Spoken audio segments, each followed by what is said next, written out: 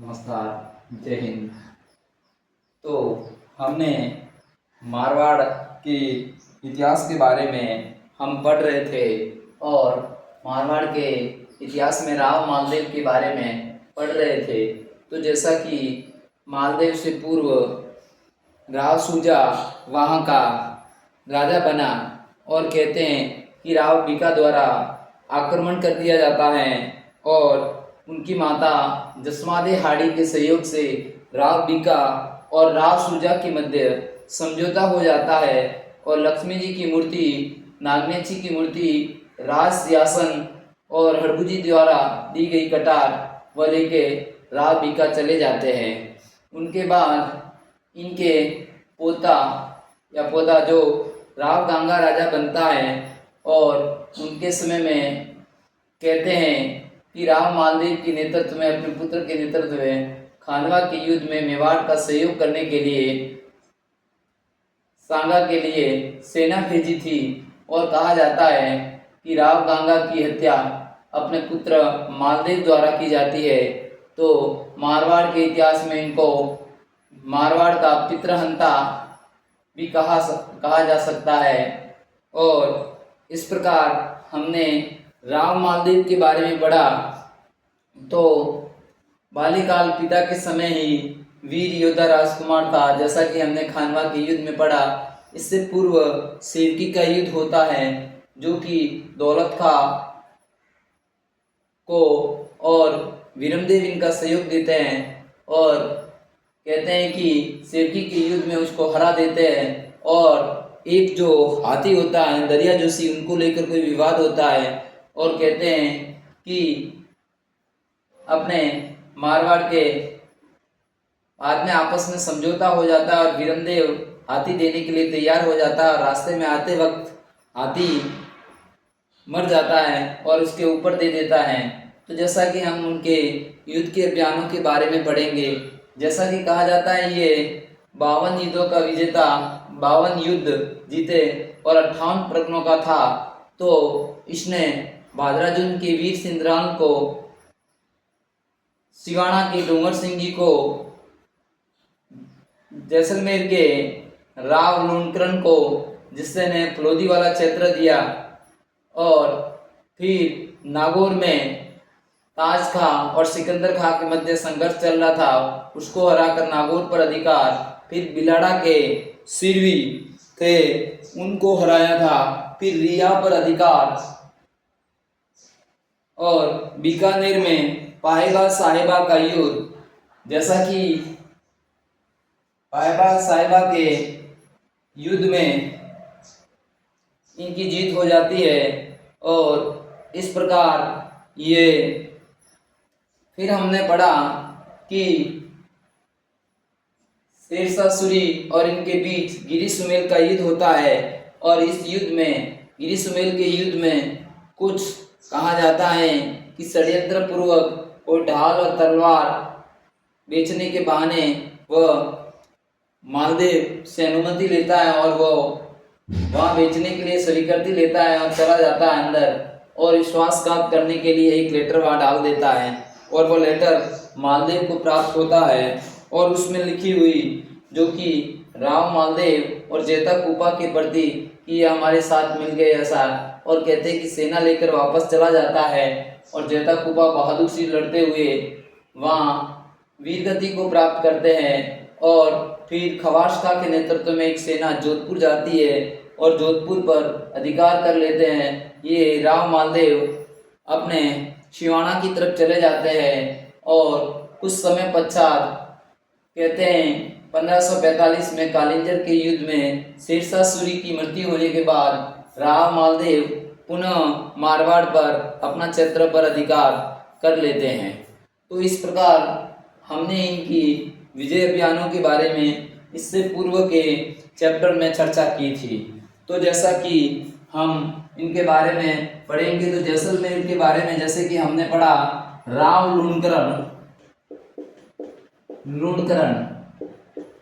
की पुत्री उमा देवी या उमा दे भटियाणी कह सकते हो, उमादेव भटियाणी कहते हैं कि इनके साथ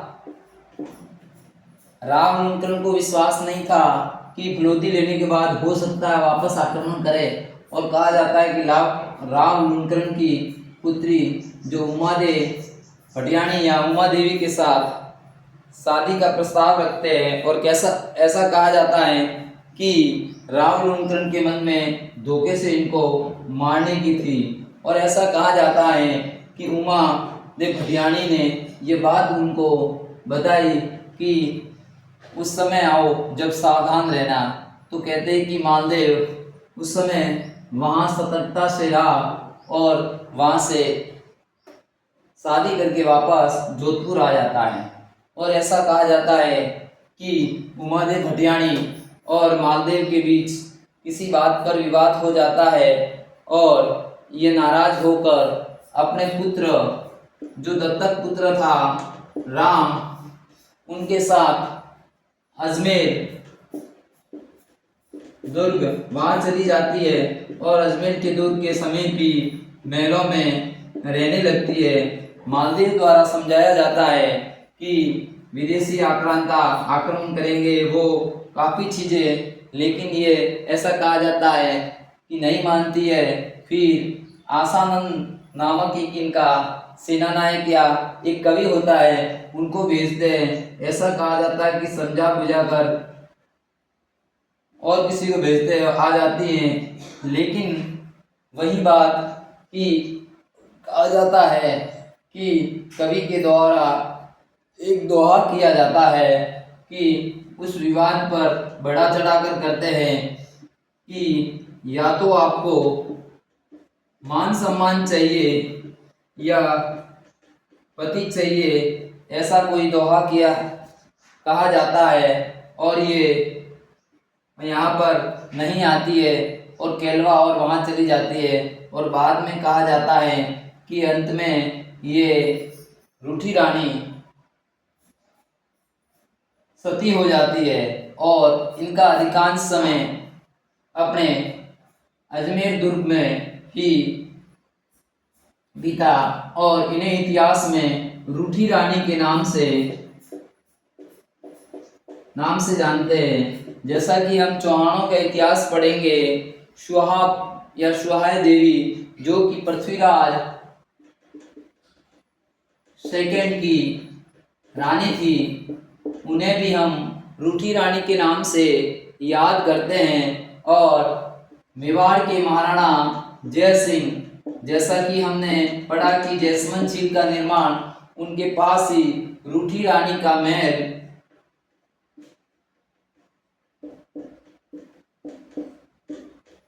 जयसिंह द्वारा बनवाया, और उनका नाम कोमला देवी थी।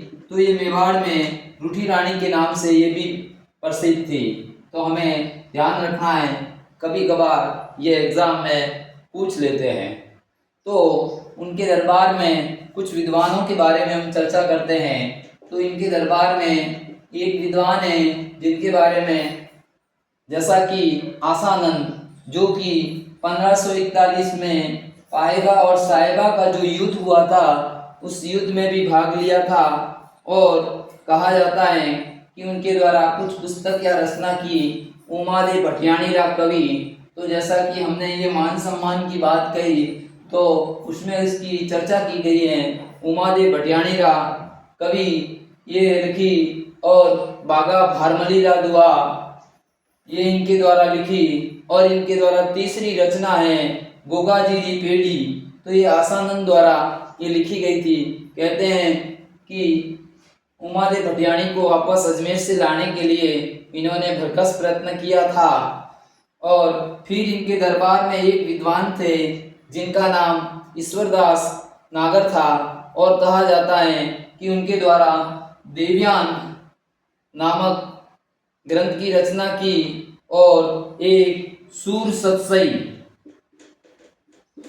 सत्सई नामक की रचना की। और कहा जाता है कि ये बाड़मेर से आगे जाते तो काठियावाड़ी क्षेत्र के एक फलवत जाला करके कोई वहाँ राजा थे, उस समय उनके दरबार में रहे थे। और इनके कहा जाता है कि ईश्वर दास द्वारा हरिराम गुजरात के जैसे हलवद काठियावाड़ी पर दोहे भी उनके द्वारा लिखे गए। और उस काठियावाड़ी राजा के नाम से हाला जालारी कुंडलिया, ये भी इन राजा की प्रशंसा में ही लिखी गई थी। तो इस प्रकार इनके द्वारा ये हमने राव मालदेव की पहले विजय के बारे में पढ़ा और फिर ये पढ़ा, और अब हम राव मालदेव की उपाधियों के बारे में पढ़ेंगे। तो फारसी इतिहासकार इन्हें हसमत वाला राजा और भारत का बादशाह और इनको भारत का पुरुषार्थी राजकुमार और 52 युद्धों और 58 परगनों का विजेता, ये उनके द्वारा उपाधि ग्रहण की थी। तो 52 युद्धों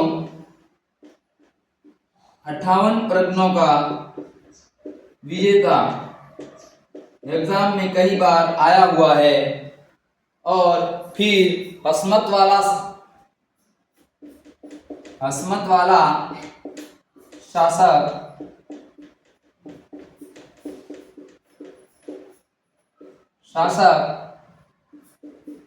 फिर भारत का बादशाह, फिर भारत का पुरुषार्थी राजकुमार कह सकते हो, पुरुषार्थी राजकुमार,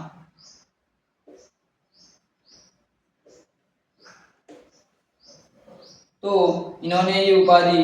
और जैसा कि हमने कहते हैं कि उस समय जब ये हुमायूं था और शेरशाह सूरी ने सौसा और कन्नौज के युद्ध में जीत लिया था, और कहा जाता है कि हुमायूं द्वारा सहायता मांगी थी, तो राव मालदेव ने उस समय सहायता का आश्वासन दिया था। लेकिन कहा जाता है कि हुमायूं विश्वास न करके हट्टा नामक स्थान पर चला जाता है, और बहुत समय तक वहां रहने के बावजूद भी इनको सहायता नहीं मिलती है। और पुनः कहते हैं कि उनको वापस याद आता है कि राव मालदेव ने हमसे वादा किया था, और कहते हैं कि राव मालदेव इनके साथ ये सहायता करने के लिए, ऐसा कहा जाता है कि वह दिल्ली सल्तनत पर अपने हुमायूं के सहयोग से अधिकार करना चाहते थे।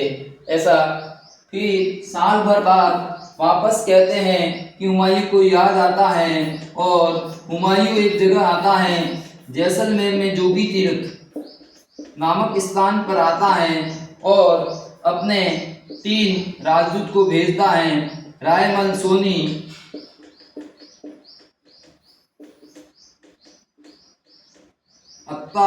अतक खां और एक और होता उनको भेजते हैं। और कहा जाता है कि ये आते हैं और राव मालदेव इन्हें यथासंभव सहयोग देने की बात करता है।